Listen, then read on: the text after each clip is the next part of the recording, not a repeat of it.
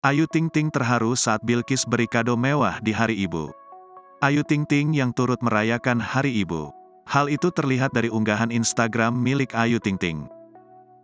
Dalam unggahannya, Ayu Ting Ting membagikan video ketika dirinya membuka kado spesial dari anaknya, Bilqis. Diketahui, Bilqis memberikan kado branded untuk ibunya, Ayu Ting Ting. Isi kado yang diberikan Bilqis untuk Ayu Ting Ting adalah sweater berwarna putih dengan sedikit garis warna merah dan biru.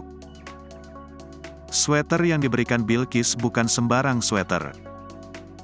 Pasalnya, sweater yang diberikan oleh Bilqis merupakan produk dari brand fashion kenamaan, Celine. Hadiah itu dibelikan oleh Bilqis menggunakan uang tabungannya sendiri. Dalam momen manis tersebut, Ayu Ting Ting tampak bahagia mendapatkan kado istimewa dari Bilqis. Momen manis antara Ayu Ting Ting dengan Bilqis membuat netizen menjadi terharu. Tak hanya netizen, Ayu Ting Ting pun turut terharu dengan pemberian Bilqis itu. Sebab, dalam kado tersebut terselip ucapan atau pesan dari Bilqis. Pesan tersebut ditulis dengan tulisan tangannya sendiri. Bilqis menuliskan pesan yang menyentuh kalbu untuk Ayu Ting Ting.